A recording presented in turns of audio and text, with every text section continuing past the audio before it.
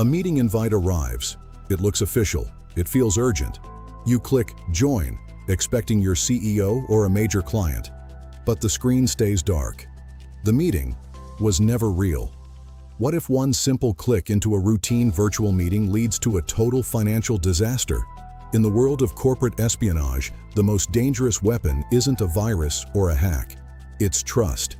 Tonight, we go inside the invisible threat, fake Zoom meeting fraud, a sophisticated social engineering tactic that is currently draining millions from corporate accounts worldwide. Stay focused. The meeting is about to begin.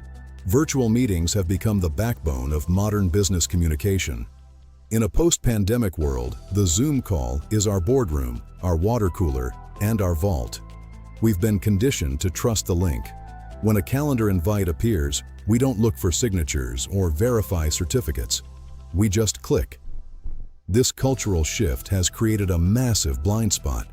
In the rush of a busy workday, we treat the virtual room as a safe space. But for an attacker, that trust is a doorway. They don't need to break into your server if you're willing to invite them right into your screen share. The question isn't whether you'll join the meeting, it's who is actually waiting on the other side. Before the invite is even sent, the reconnaissance begins. Attackers spend weeks lurking in the digital shadows of your professional life. They scrape LinkedIn for your reporting lines, monitor corporate press releases for new project announcements, and even study executive interviews to mimic their vocabulary. They know your company's busy season and your internal jargon. This deep research is what makes the final deception so frictionless. By the time you receive that Zoom link, the attacker already knows exactly which buttons to push to earn your trust instantly. They aren't just guessing, they are executing a script written using your own public information. The threat is invisible because it looks exactly like the tools we use every day. This isn't a crude phishing email with broken English. It's a precision-engineered replica. Attackers don't break systems, they replicate trust. By cloning the interface of platforms like Zoom, Microsoft Teams, or WebEx, they create a controlled environment where they dictate the rules. Every button, every notification, and every sound is designed to make you feel like you are within the safety of your corporate network. But once you enter that virtual room, you are no longer in your office. You are in theirs. And in their room, the objective isn't collaboration, it's extraction. The fraud begins with the invite, a carefully designed lure, often mimicking internal communications from HR, IT, or the executive suite. The attacker researches their target using reconnaissance techniques, scraping LinkedIn profiles, analyzing press releases, and even listening to public earnings calls to understand the company's internal language. They know who you report to. They know which projects are currently under high pressure. When that invite hits your inbox, it doesn't look like spam.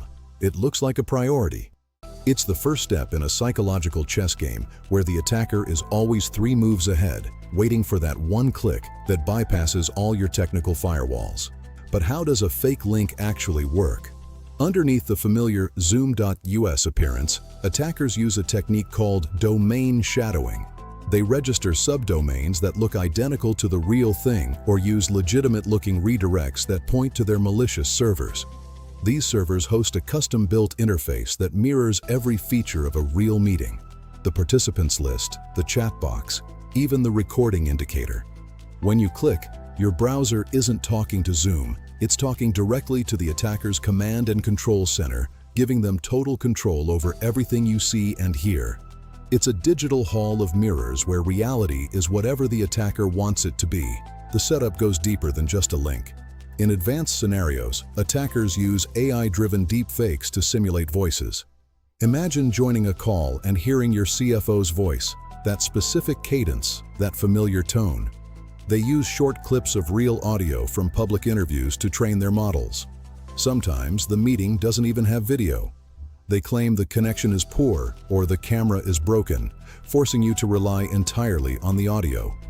This audio impersonation is the ultimate hook.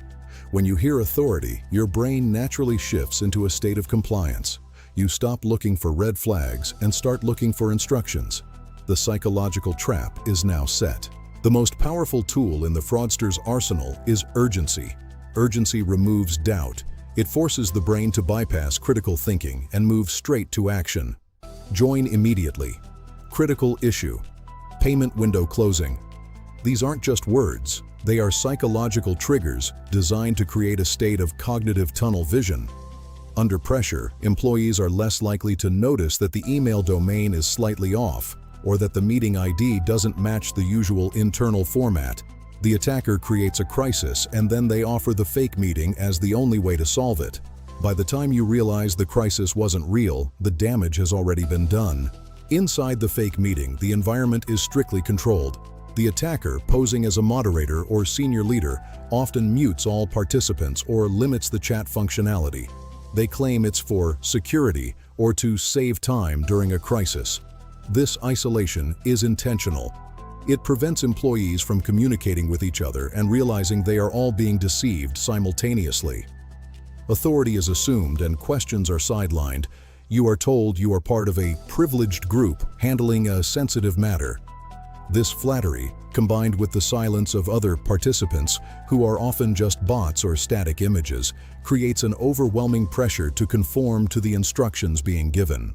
Then come the instructions. They are clear, direct, and appear completely legitimate. A screen share might show proprietary documents or urgent invoices that need immediate authorization. The attacker might say, "We have a narrow window to secure this acquisition." Or, "The vendor is threatening to cut off service unless this GST payment is cleared now." Because you believe you are in a secure meeting with your superiors, you don't hesitate. You take the bank details provided in the chat. You follow the verified process shown on the screen. In that moment, you aren't a victim of a hack. You are a willing participant in your own company's financial loss. The impact extends far beyond the initial wire transfer. When a fake meeting leads to a breach, the hidden costs of recovery begin to mount. There are the forensic investigations to find the entry point, the legal fees for regulatory compliance, and the massive blow to the company's reputation. Clients lose trust, and share prices often take a hit. For the employee involved, the psychological toll is equally heavy. The Rahul or Priya in these stories often carries a deep sense of guilt and professional shame, despite being a victim of a highly sophisticated psychological trap. Some companies never truly recover from the fallout. Let's look at a real-world scenario. A finance manager, let's call him Rahul, joins what he thinks is an emergency board meeting. He sees the names of the directors. He hears the CFO tell him that a secret merger depends on a $5 million transfer within the next hour. Rahul, a dedicated employee, wants to be a team player. He processes the payment. The approval is routine. The internal controls seem to be followed because the instruction came from the top. But once he clicks send, that money leaves the corporate network and enters a web of shell companies and offshore accounts. By the time the real CFO walks into the office, the funds are gone. It's not always about money. Sometimes the goal is data. In another scenario, an engineer is invited to a technical sync to discuss a security patch. During the call, she is asked to share her screen and verify some credentials or upload a log file to a new internal portal shared in the chat. That log file contains session tokens or proprietary code. By voluntarily handing over this data, she bypasses every multi-factor authentication and encryption layer the company has. The attacker now has a skeleton key to the entire infrastructure. The potential risk?